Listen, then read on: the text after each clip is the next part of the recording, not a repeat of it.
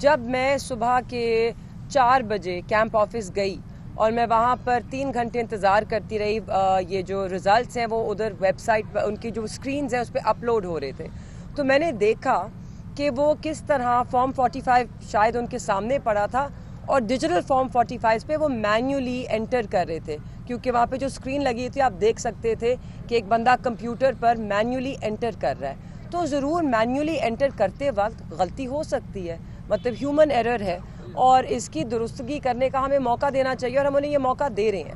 ان کے پاس 2 دن تھے، بے شک انہوں نے ہماری جو اپلیکیشنز ہیں وصول نہیں کی، مگر مجھے امید بھی ہے اور میری درخواست بھی یہ ہوگی اور تجویز بھی یہ ہوگی کہ ضرور آپ اس کو دوبارہ دیکھیے۔ آپ سے کچھ غلطی ہوئی ہے گنتی میں اور کوئی انٹری میں کلیریکل ایررز ہوئے ہیں، آپ فارم 45 اپنے سامنے رکھیے اور اس کو دوبارہ سے، یا آپ اپنی ویب سائٹ پہ فارم 45 اپلوڈ کر دیجئے سارے، جیسے کہ ہم نے کیے ہیں، اور لوگ اس کا جائزہ لیں اور آپ دوبارہ اس کا حساب کریں، تاکہ آپ کو بھی یہ واضح پتہ چل جائے کہ یہ غلطی ہوئی ہے۔ ظہور بھٹا صاحب بھی جیتے ہیں اپنا الیکشن، تیمور ملک صاحب بھی جیتے ہیں اپنا الیکشن، اور میں بھی منتخب ہوئی ہوں NA 151 کی نشست پر۔ اور میری ایک اور درخواست بھی ہے، جو ہمارے مد مقابل تھے جن کو اس وقت ڈکلیئر کیا گیا ہے کہ وہ جیتے ہیں، انہیں سیاسی پختگی کا مظاہرہ کرنا چاہیے، خاص طور پہ موسیٰ گیلانی صاحب کو۔ وہ میرے مد مقابل ہیں، وہ جانتے ہیں کہ اگر وہ 7,000 سے جیتے ہیں اور 16,000 ریجیکٹڈ ہے اور یہ فارم 45 اس کے برعکس بات کر رہا ہے، تو سیاسی پختگی اسی میں ہے کہ آپ دل بڑا کریں اور آپ اسے قبول کیجئے، آپ فارم 45 اپنے سامنے لے کر آئیں اگر آپ کے پاس کوئی فرق نتائج ہے یا آپ کی کیلکولیشنز فرق ہے، اور آپ بڑے دل کا مظاہرہ کرتے ہوئے اپنی ہار قبول کیجئے۔ میں اس میں یہ ایڈ کروں گا کہ دیکھیں ان کی تو درخواستیں ایکسیپٹ نہیں کی گئیں، ان کو RO ملے ہی نہیں۔ میرے RO تو میں تو ملتان کی بار کے وکلاء کے ساتھ تھا، میرے RO مجھے ملے صبح اور میں نے ان کو اپلیکیشن ریکاؤنٹ کی دی، انہوں نے ہمیں فارم 45 دکھائے، پورا دن لگایا، لیکن ہماری جو ریکاؤنٹ کی درخواست تھی وہ مسترد کر دی۔ وہ میرے ذہن میں اس لیے شاید مسترد کر دی گئی کہ شاید انہیں ٹائم نہیں ملا تھا دوسروں کو ووٹ ریجیکٹ کرنے کا ڈبوں کے اندر، ابھی صرف فارم 45 میں ہی کچھ تبدیلیاں کی ہوں گی جو ان کے پاس موجود ہیں، اور اس لیے یہ بھی ضروری ہے، ہم جو شروع سے بات کرتے آئے ہیں کہ عدالتی نظام کی طرف سے، اداروں کی طرف سے ریٹرننگ آفیسر ہونے چاہیے تھے۔ یہ سول بیوروکریسی کے جو ماتحت ROs تھے وہ یہ دباؤ سینئر بیوروکریسی کا یا دوسروں کا برداشت شاید نہیں کر سکتے تھے اور نہیں کر پائے۔ آئندہ کے لیے جوڈیشری سے ROs آنا بڑا ضروری ہے۔ اب باقی آپ بات نہیں، میں ایک آخری نقطہ آپ کے سامنے پیش کرنا چاہتی ہوں، کیونکہ وہ زین حسین قریشی میرے بھائی کے حلقے سے ہے، تو مجھے معلوم ہے کہ مجھے تعجب اس بات پہ بھی ہے، حیرت اس بات پر بھی ہے کہ سارے فارم جو کنکلوسیو رزلٹ حتمی نتیجہ ہے وہ ہم لوگوں کے حلقوں میں دے دیا گیا ہے، جہاں پہ متنازع ہے، جہاں پر ہم کہہ رہے ہیں کہ دوبارہ ریکاؤنٹ کیجئے، یہ ٹھیک نہیں ہے۔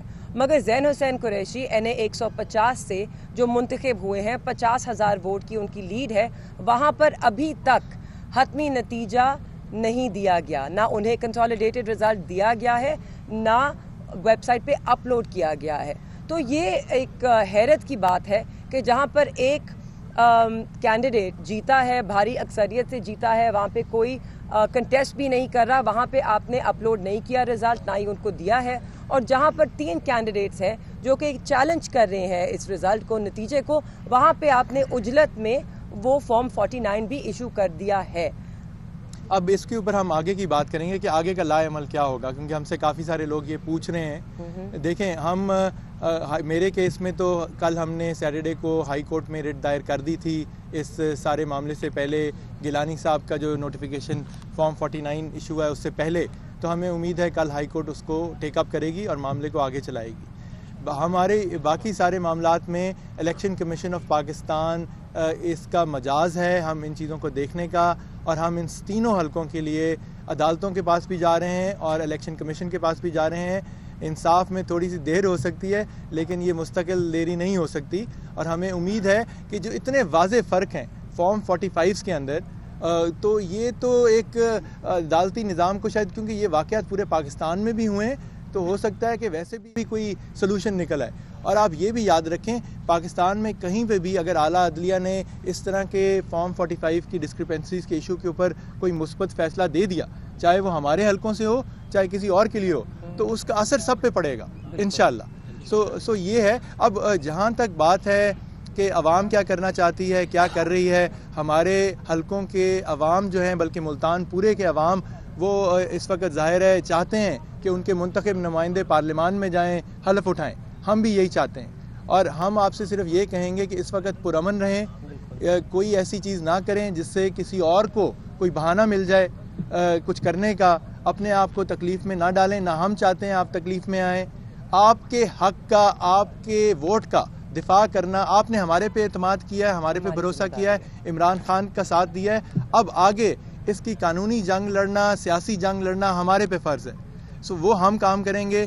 آپ پرامن رہیں, جہاں پرامن احتجاج دینے کی ضرورت ہوگی ہم آپ کو اس کا باقاعدہ بتائیں گے, لیکن پرامن طریقے سے کریں گے.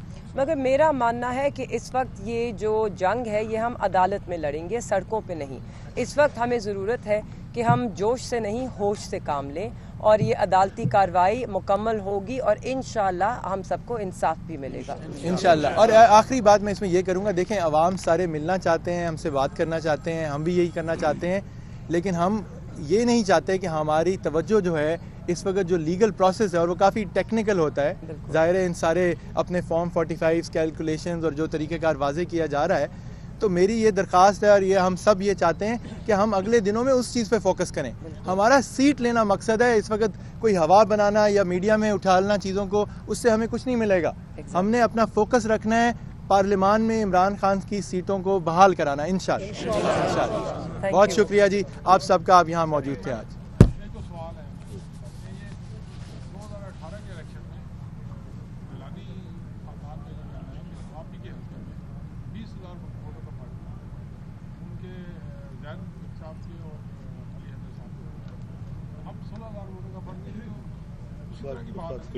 نہیں 2018 کی آپ بات کر رہے ہیں, تو میں آپ کی درستگی کے لیے کچھ حقائق آپ کے سامنے ضرور رکھنا چاہتی ہوں. جو میں نے آپ کو ہمیشہ کہا ہے, گیلانی صاحب نے ہمیشہ ایک بڑی خلوص کے ساتھ سیاست کی. ان کی جو نوجوان نسل ہے وہ شاید اس خلوص کا ساتھ نہیں دے رہی, ان کو غلط بیانی کرنے کی بھی عادت ہے, اور شاید اس لیے وہ کرتے رہتے ہیں کیونکہ کوئی ان کو کاؤنٹر چیک نہیں کرتا. مگر ان کے جو فیکٹس ہیں 2018 سے لے کر, آپ سب بھی کر سکتے ہیں, ECP کی ویب سائٹ پہ ڈیٹا اویلیبل ہے. وہاں پر میرے خیال میں 2018 میں 4000 سے زائد ریجیکٹڈ ووٹس تھے ہی نہیں.